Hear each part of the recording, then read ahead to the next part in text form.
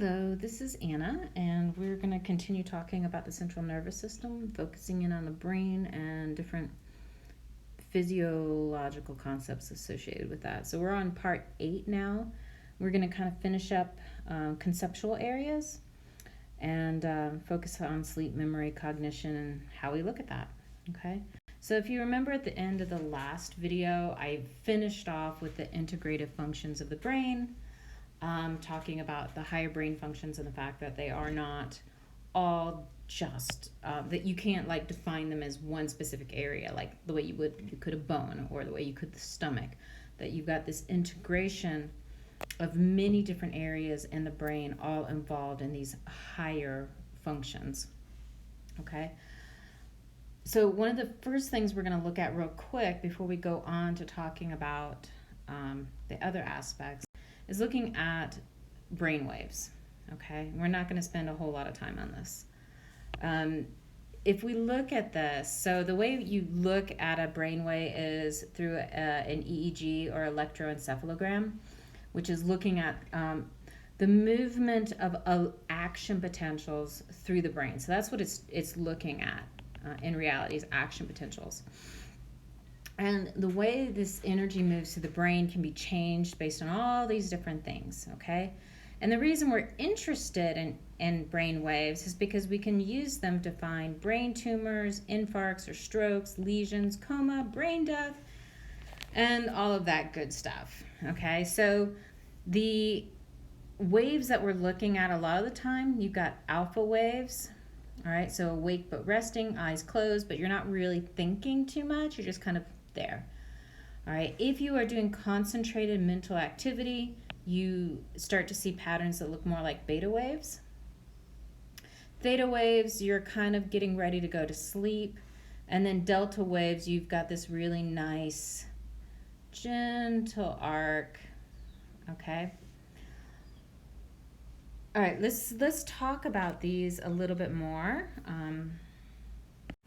All right, so remember, as always, you have note slides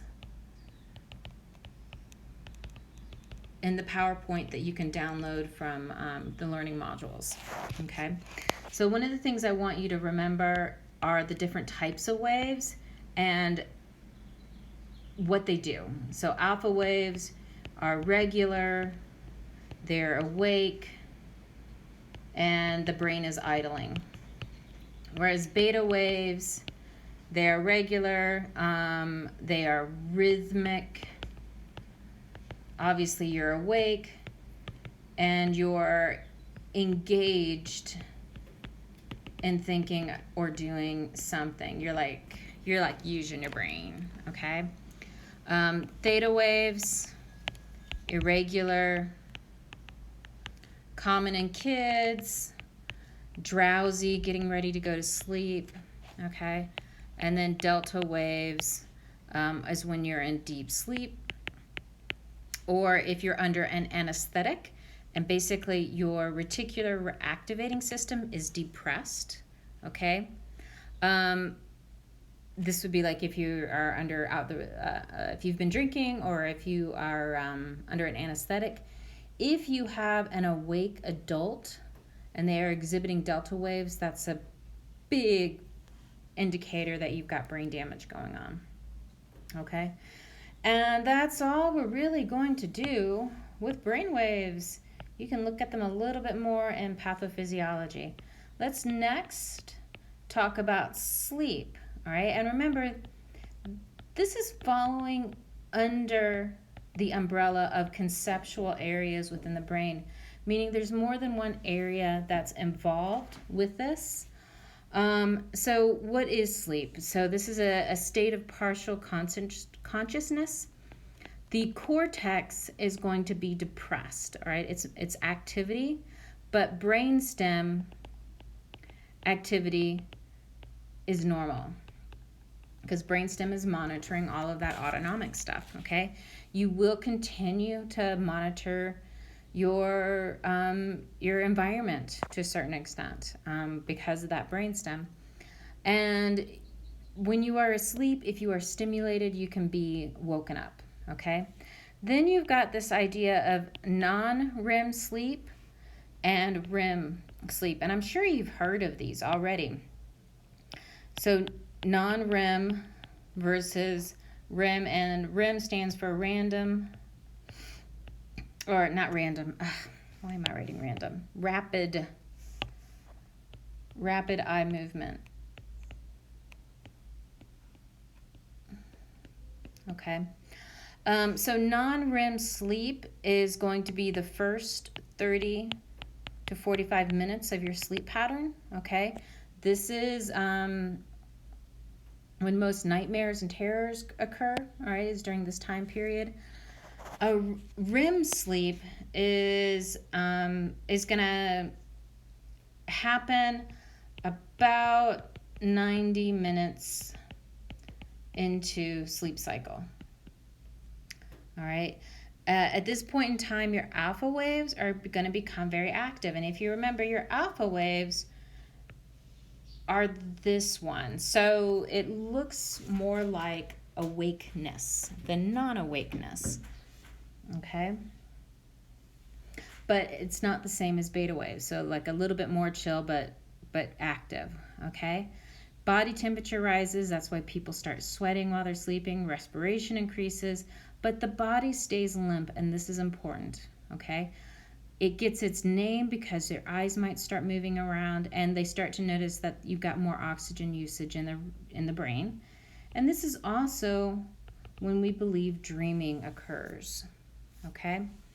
Now, people have different sleep patterns, but basically it's supposed to cycle, okay?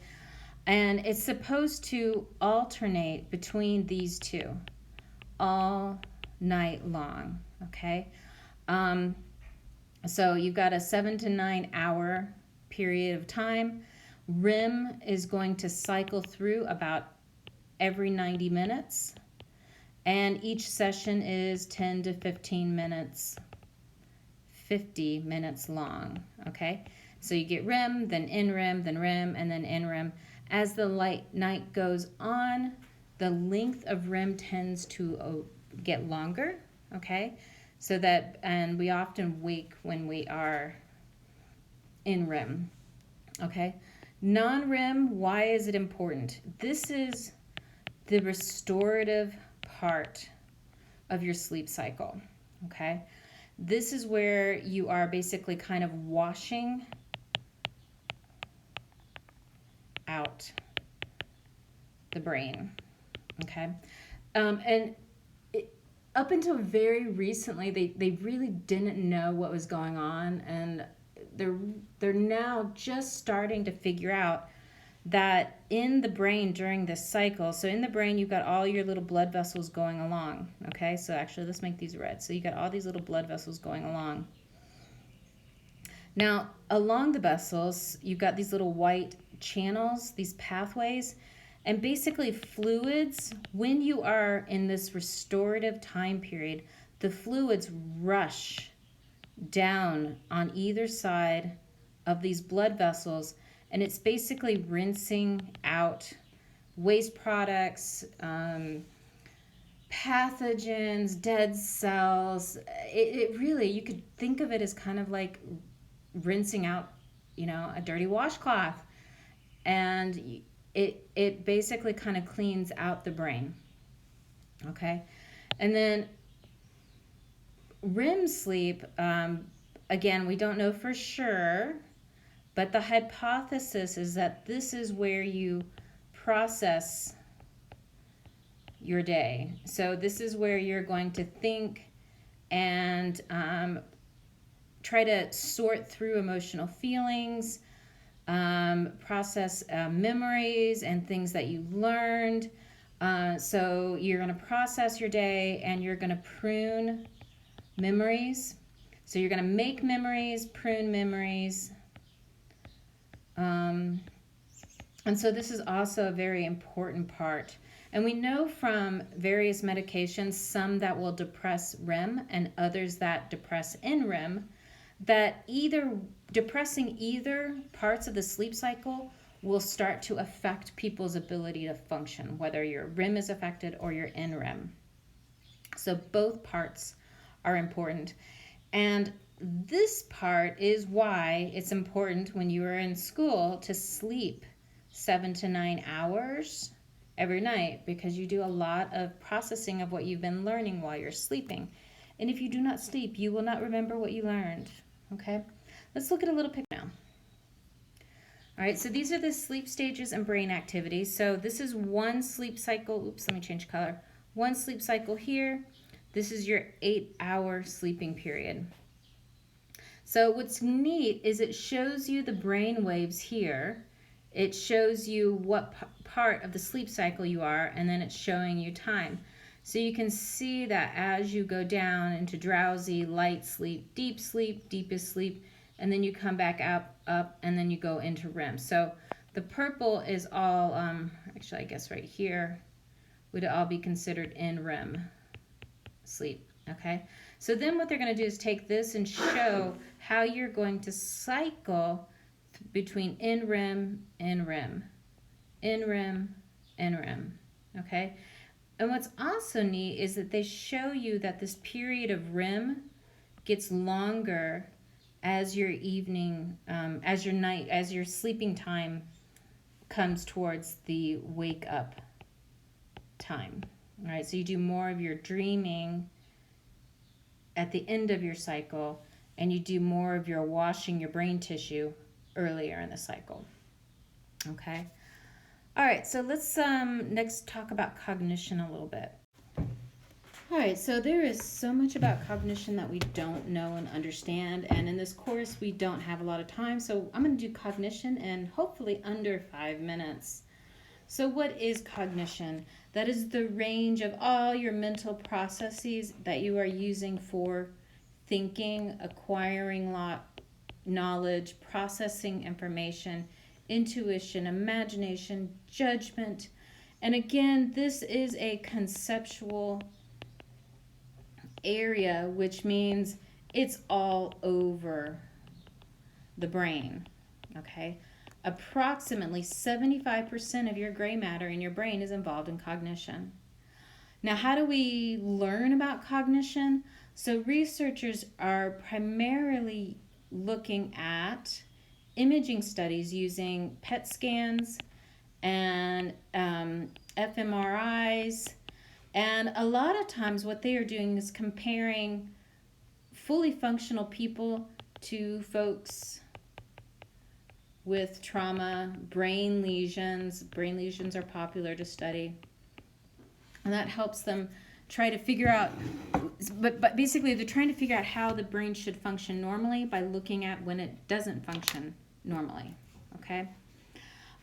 So again, conceptual area, lots and lots of association areas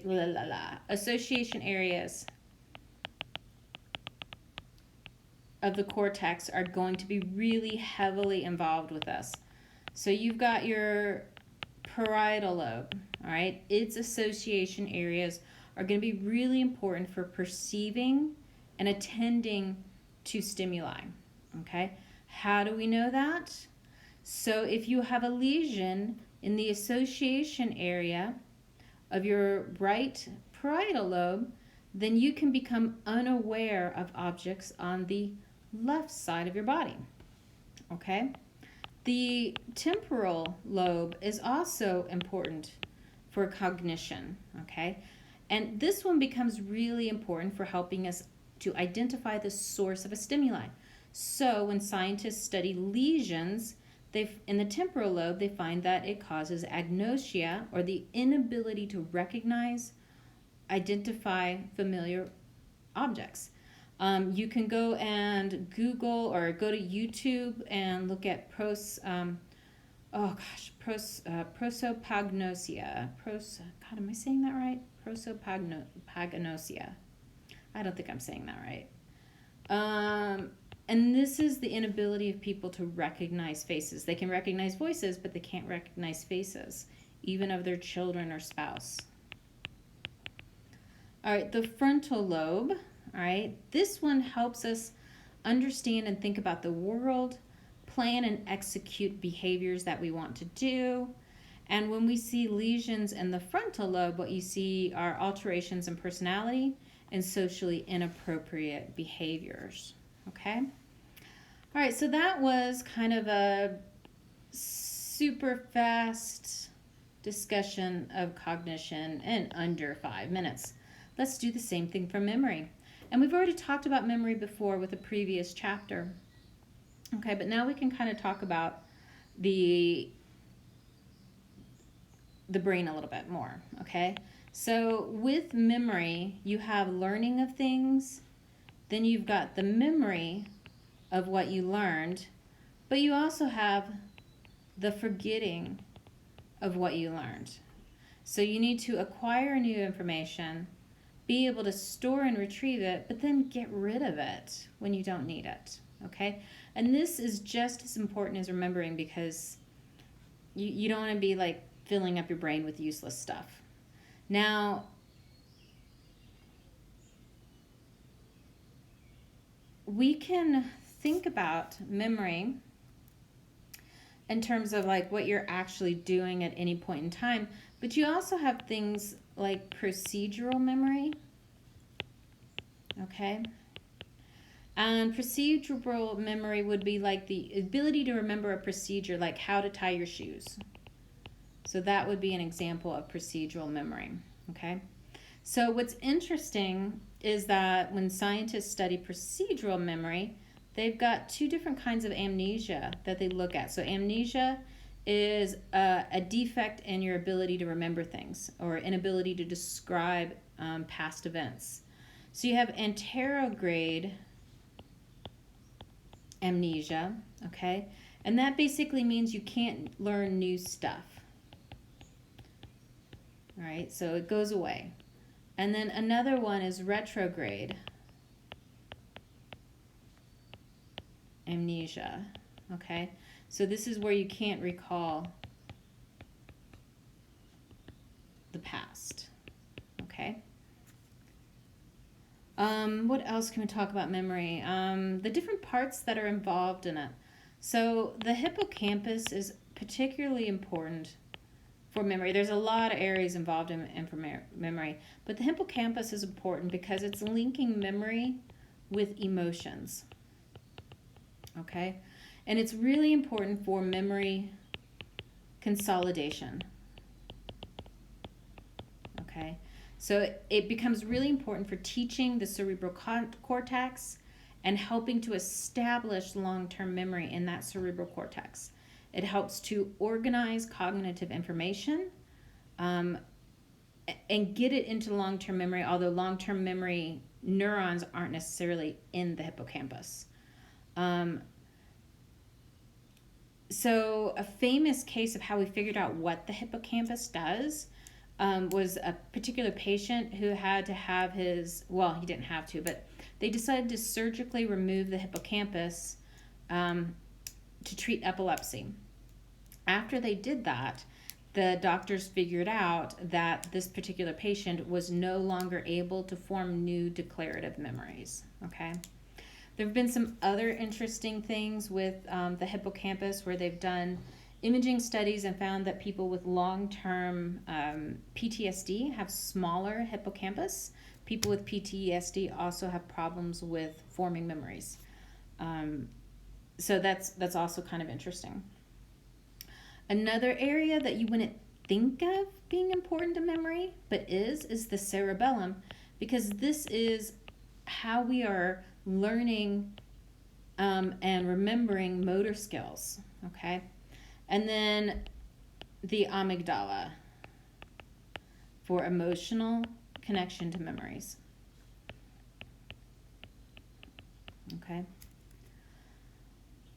Now, if you remember before, we talked about short-term memory. So we got short-term, we've got long-term. We also talked about intermediate memories. I'm not going to go over that too much, but you can go back to that previous lecture. We can also think about factual memory versus skill memory, okay? So